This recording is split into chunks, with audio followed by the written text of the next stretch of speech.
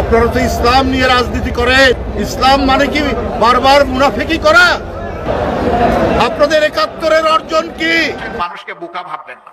অনেক যন্ত্রণা আমাদের উপর করা হয়েছে, চাপিয়ে দেওয়া হয়েছে, জুলুম করা হয়েছে। দেশের স্বার্থে আমরা সবগুলো বুকে চেপে এখন দেশটাকে সামনের দিকে সবাই মিলে আমরা এগিয়ে নিতে চাই। আমরা চাই না এই দেশ ভাগ বিভক্ত হোক। আমরা চাই ১৮ কোটি মানুষের ৩৬ কোটি হাত একত্রিত হোক, সবাই এক হয়ে হিংসা বিদ্বেষ পরিহার করে আমরা সামনে আগাই। দর্শক, হঠাৎ করেই রাজনীতির আকাশে কালো মেঘের ঘন ঘটা। কথাটা এই কথা কেন বলছি, বলার কারণ হচ্ছে যে বিএনপি এবং জামাতের মধ্যকার যে ২.৫ দশকের পরম প্রেম, তার চরম পরিণতি আমরা দেখছি। দুই দলের মধ্যে দর্শক, বিএনপি জামাত এবার প্রকাশ্যে তারা দ্বন্দ্বে জড়িয়েছে। বিশেষ করে বিএনপি জামাতকে মুনাফিক বলতেছে তাদের ওয়াদা, তারা ক্ষমতার জন্য রাজনীতি করে, দেশের শত্রু ভারতের দালালি করে নাকি জামাত। এটা হচ্ছে বিএনপির তাদের প্রতি মানে এরকমভাবে বক্তব্য দিচ্ছে। তবে জামাতও কিন্তু তাদেরকে ছেড়ে কথা বলতেছে না। মানে জামাতের আমির থেকে শুরু করে কঠিন এক বক্তব্য দিয়েছে বিএনপিকে নিয়ে। পুরো ভিডিওটা দেখবেন, আসলে ভিডিওতে খুবই গুরুত্বপূর্ণ কিছু তথ্য আছে আপনাদের জন্য। প্রথমে বিএনপিকে একজন হকার মানে সাইফুল কি বলছেন সেটা দেখাচ্ছি, এরপরেই জামাতের। রিজভী সাহেব, আপনারা যদি সাপ মেরে সাপের লেজ রেখে দেন তাহলে মনে রাখবেন আপনাদের কপালে দুঃখ আছে।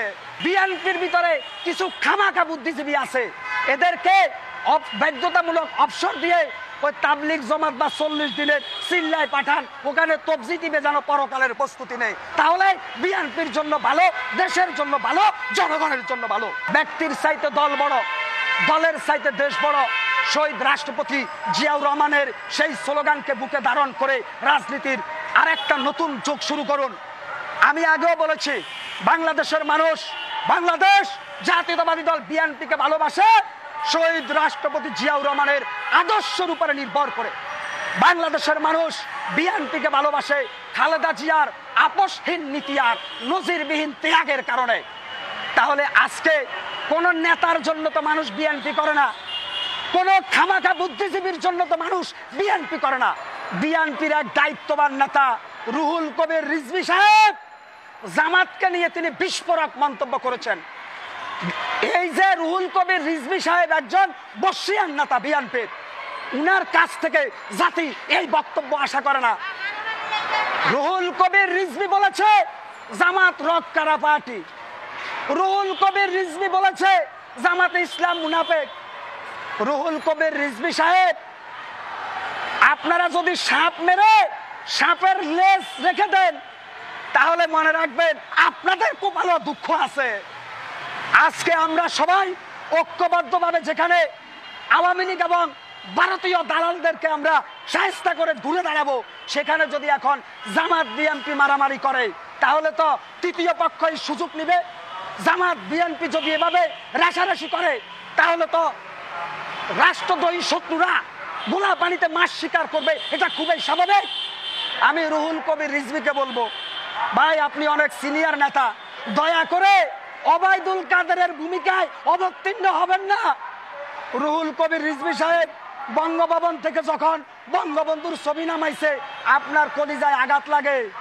ওই রিজভী সাহেব যদি এখন জামাত বা অন্য দল বলে আপনি ভারতীয় রয়ে আছেন তাহলে ব্যাপারটা কেমন হবে? রিজভী সাহেব আপনাকে যদি অন্য কোন দল বলে যে আপনি ভারতীয় রয়ের সাথে যোগসূত্র রাখছেন, অতএব কাদা ছোড়াছুড়ি করবেন না। রিজভী সাহেব, মির্জা ফখরুল একটা বক্তব্য দিয়েছে যে জামাত ইসলাম এখন আমাদের চাইতো আরো স্মার্ট আধুনিক। আপনি কি ফখরুলের বক্তব্য শুনেন নাই? আপনি জামাতের পিছনে লাগবেন না। ওবায়দুল কাদের আওয়ামী লীগের বড় নেতা ছিল, লাস্টে কাউয়া কাদের উপাধি পাইছে। রুহুল কবির রিজভী, আপনি বিএনপির বড় নেতা, আপনি বাংলাদেশের দ্বিতীয় ওবায়দুল কাদের সাজার চেষ্টা করবেন না, তাহলে বিএনপিও শেষ, আপনিও শেষ হয়ে যাবেন। আমি বিএনপির স্থায়ী কমিটির ভাইদের বলবো।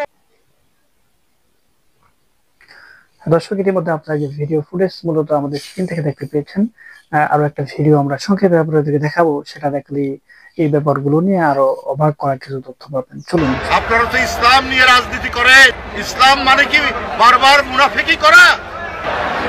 আপনাদের ৭১-এর অর্জন কি? আপনারা ৭১-এর বিরোধিতা করেছেন, জিয়াউর রহমান স্বাধীনতা ঘোষণা দিয়েছেন। এই গৌরব বিএনপির, ৭১-এর গৌরব, ৯০-এর গৌরব, এই গৌরব বিএনপির। কারণ সেদিনও আপনারা শেখ হাসিনার সাথে আঘাত করে আপনারা এরশাদের মতো সেদিন জাননি এরশাদের কুলাঙ্গারের নির্বাচনে, ৮৬ সালের নির্বাচনে, এটাও তো জনগণ দেখেছে। কিন্তু বিএনপি সেই নির্বাচনে যায়নি। তার নেত্রী বলেছিলেন, দেশনেত্রী বেগম খালেদা জিয়া, এরশাদের অধীনে কোনো নির্বাচন করবো না, স্বৈরাচারের অধীনে কোনো নির্বাচন করব। আপনারা মঈনুদ্দিন ফখরুদ্দিনের, ওরা গণতন্ত্রকে ধ্বংস করার জন্য এবং একটি ভয়ঙ্কর হাসিনার স্বৈরাচার কায়েমের জন্য এসেছে। তখনও সেদিন আপনারা বাধ্য করেছিলেন তার নির্বাচনে যেতে। এটাও তো জনগণ জানে এবং জনগণ দেখে।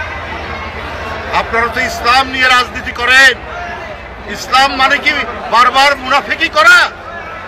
ইসলামের মর্মবাণী তো হচ্ছে তুমি যে অঙ্গীকার করো সেই অঙ্গীকার তুমি রক্ষা করবে। এটাই তো ইসলামের মর্মবাণী। বন্ধুরা আমার, বিএনপির সেই ঐতিহ্যের পতাকা ধারণ করে, যে ঐতিহ্যের মধ্যে আছে জনগণের কাছে অঙ্গীকার থেকে বিন্দুমাত্র বিএনপি পশ্চাৎপসরণ করে।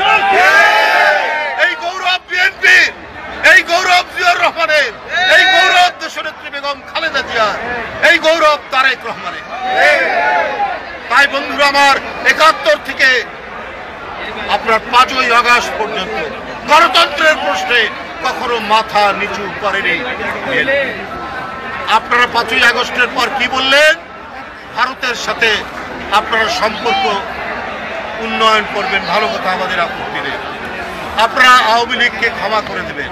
আপনাদের নেতারা মৌলানা সাইদি সাহেব, সেই সাইদি সাহেবের বিরুদ্ধে মিথ্যা সাক্ষী দেওয়ার জন্য শুকুরঞ্জন বালিকে গোয়েন্দা পুলিশ ধরে নিয়ে গিয়ে তার শরীরে ইলেকট্রিক শক দিয়েছে।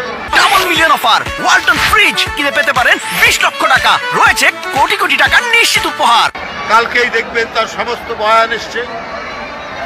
শুকুরঞ্জন বালি হিন্দু ধর্মের একজন মানুষ, তাকে শেখ হাসিনার গোয়েন্দা বাহিনী বলেছে যে তোমরা বলো তোমার ভাইকে হত্যা করিয়েছে মৌলানা সাইদি সাহেব। সে বলেছে আমি মিথ্যা কথা বলবো না, সেটা করে। শুকুরঞ্জন বালি সে যে সাহসিকতা। আসলে রাষ্ট্রপতি সাহেবকে নিয়ে কিন্তু যে আলোচনা, যে সমালোচনা হয়েছে, এই সমালোচনা আর মুখে সবচেয়ে বড় যে বাধা সেটা ছিল বিএনপির কারণে তিনি বহিষ্কৃত হতে পারেনি। মানে তার পদে তিনি এখনো বহাল আছে। তো এই যে তিনি যত অপরাধ করে, অন্যায় করে, এটা তাই এবার বিএনপিকেও নিতে হবে। যাই হোক, আপনাদের মতামত জানাতে পারেন। ভালো থাকবেন। আসসালামু আলাইকুম।